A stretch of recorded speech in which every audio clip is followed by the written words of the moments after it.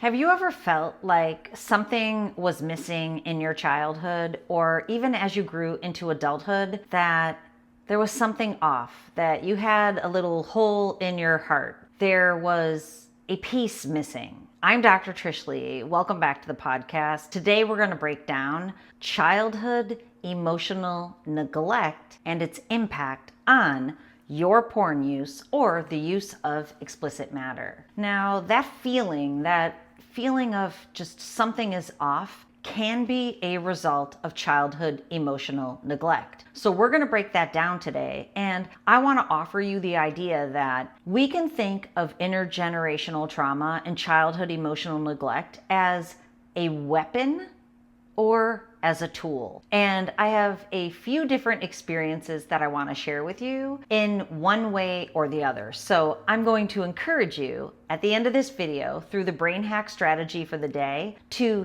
think of childhood emotional neglect as a way for you to grow and a way for you to put porn use and explicit matter behind you and to move into the future that you've always wanted to create for yourself. I know, that's what I've done. So first, let's think about what is childhood emotional neglect. It's not as big as abuse. Abuse is palpable. You know it's happened. And just so that you know, people who abuse other people many times have been abused themselves. We know this from science. So science shows that childhood abuse is a perfect example in an imperfect way of intergenerational trauma. The ways of navigating the world are passed down from generation to generation. Now, the same thing goes for the way that we nurture our children and the way we discipline our children. And this is where childhood emotional neglect comes into play. Now, if you know me, you know that I grew up in a big Irish family of 6 kids, 3 boys and 3 girls. Now, my hubby, the Hubs, he grew up in a very similar family dynamic with different family interactional styles. So the Hubs grew up in a family, big Irish family of 3 boys and 3 girls. And I will kind of show the difference between our two families to compare and contrast how childhood emotional neglect plays out. And Mom and Dad, if you're listening, I'm sorry, but this is part of life. Don't worry, your girl's strong. I know you already know that. And Mom Lee, if you're listening, this comes from a place of teaching people how they can navigate the world in a new way. And I know you will appreciate that. Okay, so here's the idea, is that if your parent neglected your emotions and your emotional needs, it is because they didn't know how to meet them. Or possibly they were too dang busy keeping you alive to be able to even worry about your emotional needs. That's the case for many of the generations before us and many of the people now. And I think of myself when I was younger, or I think of my mom and dad. In a big family of 6 people, it breeds childhood emotional neglect. Not because anybody's at fault, just because there are so many mouths to feed. You are mainly focused on earning enough money to put clothes on your children's bodies, to put shoes on their feet, to feed them, as my bonus son Connor says, to feed them very bland tasting food with root vegetables and, meat, because that's what Irish people feed their children. So you're worried about those things. And yes, their emotions are important to you, but you're just so exhausted at the end of the day from feeding everybody and getting them to school and keeping them alive, that it becomes difficult to meet their emotional needs. Now, what happens in families like that is the kids learn not to have any emotional needs. And you know how I know that? I was one of those kids. My parents were very busy. My mom busy keeping our house going, getting all of us off to where we needed to go. My dad worked a lot. So when I had emotional needs, I basically learned early on nobody's going to really see them, nor are they going to take care of them. So I got tough early. I always prided myself that I could lose an arm. Literally, I prided myself on this. I said this for 10 years. I thought this was cool. I thought this made me awesome. You can cut my arm off and I won't even cry. That's a girl who has learned to not have any emotional needs. I learned to get tough early because I didn't want to have any emotional needs, because I knew everybody was too busy to see them or recognize them, and nobody knew how to take care of them either. So that is childhood emotional neglect. Hopefully you can see that's not out of malice most times. Now, there are neglectful parents who do it because it's always survival strategies, but they're taking care of themselves. So this is the first thing that I want you to know. When it comes to childhood emotional neglect, your parent wants to nurture you. Parents love their children. As a parent of a lot of children, there's nothing I would do for them. And I have a lot of kids, and I know my kids' perspectives on how much I traumatize them differ. I have some children who understand, childhood emotional neglect and can't shake off the fact that I was very busy keeping everybody alive, and maybe I didn't meet all of their emotional needs. But I can tell you in reflection, I'm a good mom. I tried really, really hard. The other kids say to me all the time, you're a good mom. The fact that you could keep everything going that you keep going is amazing. And I prided myself on that, but honestly, I'm at the point in life now, I don't want to pride myself on it anymore. I just want to be able to relax sometimes. And now I have new strategies. I'm going to share with you what some of those new strategies are. But here's the first thing I would like you to do. Get your journal out. Get your pleather journal out, and in it, think about the emotional patterns of your grandparents if you knew them, and how did your grandparents act and react and treat your parents. This is intergenerational. This is passed down through the generations, which that's what makes it such a beautiful tool. So look at that. What are your parents' patterns? I can tell you some of mine, even though they will not be happy if they ever see this video, is that my parents, they always keep everything shiny and new. So I always joke that, the Brady Bunch, if you ever watch that show, old timers like me, the Brady Bunch, every single episode was about solving the problems that the family had. In my family, conflict was not a thing. And I'm here to tell you healthy conflict is imperative for emotional growth so that there is no emotional neglect in the future. But conflict wasn't a thing, so conflict resolution wasn't a thing. It was ignoring any of the issues at hand so everything could just be easy. But guess what? Life's not easy. Life is very challenging. And when you learn to deal with the challenges in life, that's when you grow, and that's when you're able to show up and nurture people. We'll get there. So the other aspect, thinking about my hubs family, there was a lot of conflict because anger and lashing out was the way to deal with the uncomfortable feelings. So there was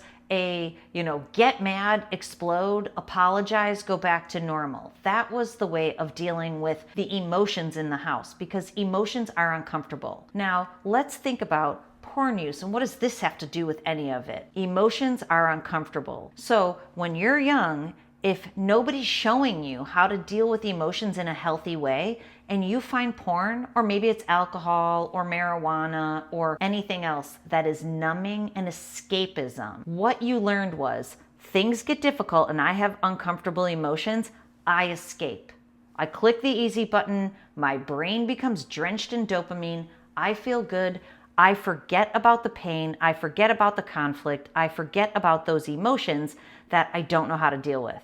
Now, clearly, the solution is looking at those emotions, feeling them even though they are the pits, feeling them and realizing, I'm not going to die.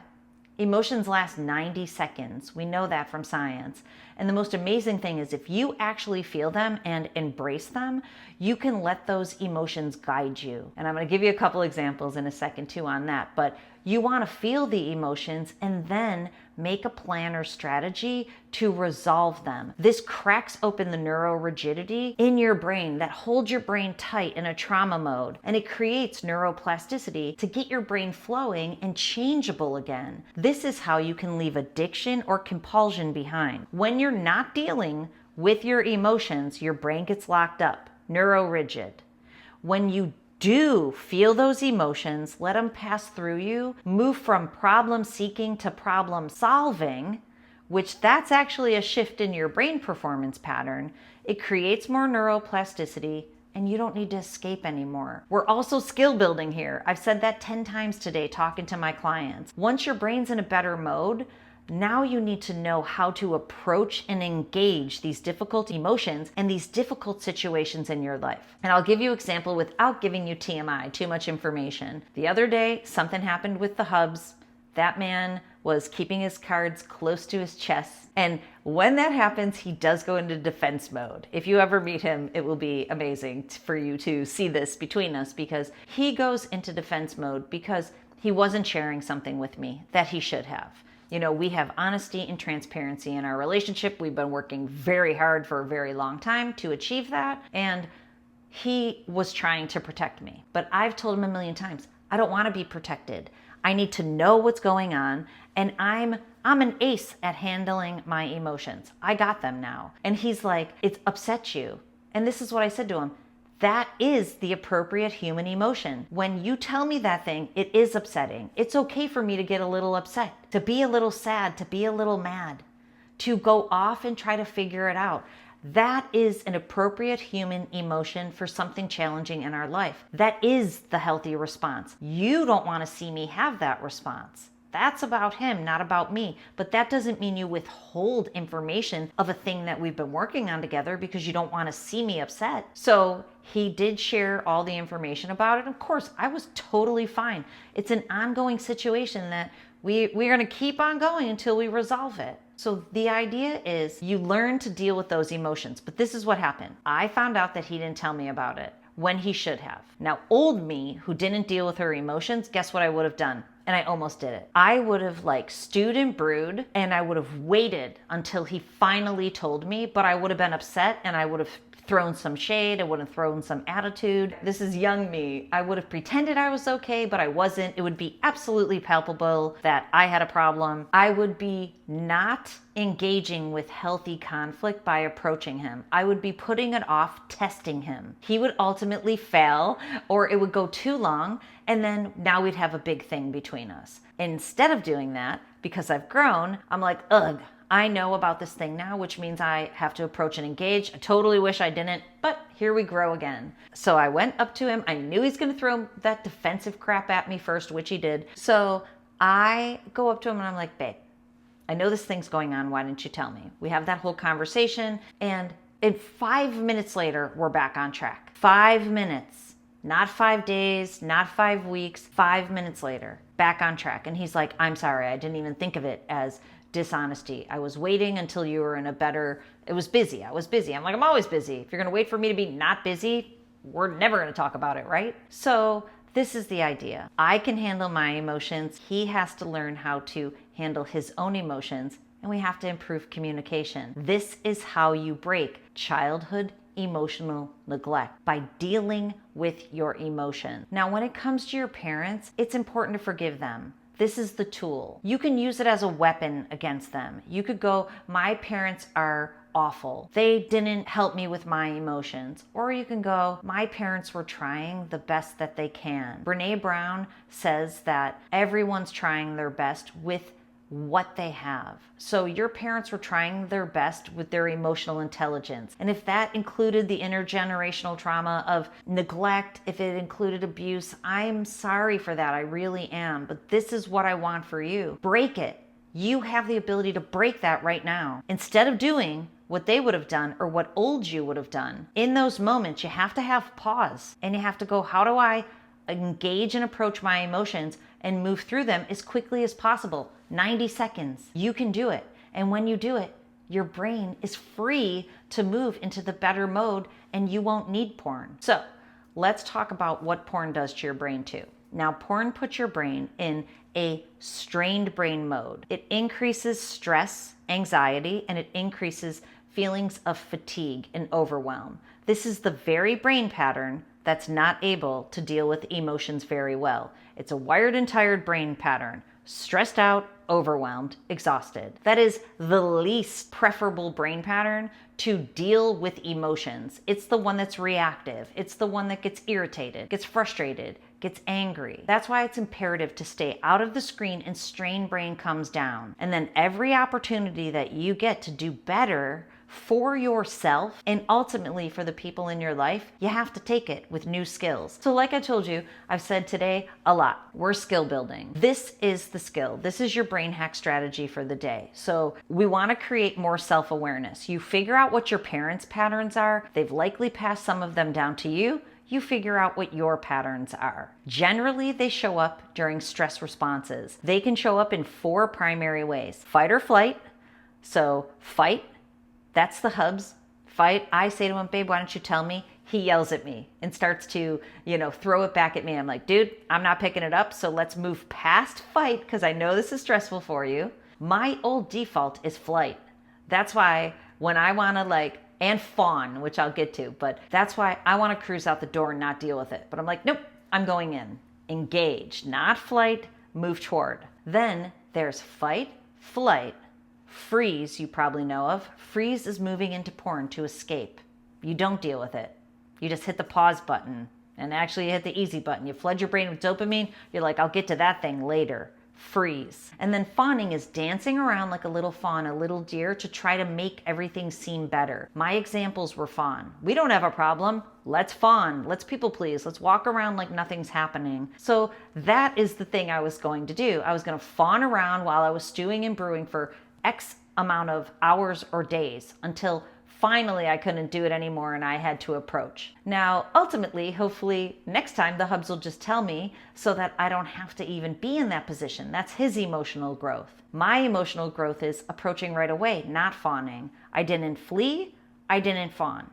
He tried to fight for a second, but then he pivoted right back out into conversation and communication. So here's your brain hack strategy for the day. Which one do you default to? Fight, flight, freeze, or fawn? Then what does it actually look like? Write it down. I already told you, his and mine. And I told you why we do it. I do it because that's what I learned from my family. He does what he does because that's what he learned from his family. What do you do? Where'd you get it? Then what can you do instead? It's always about improving interactional style, improving communication, and forgiveness. So I could have been mad at him for a really long time for withholding that information. By the way, he loathes the word withholding.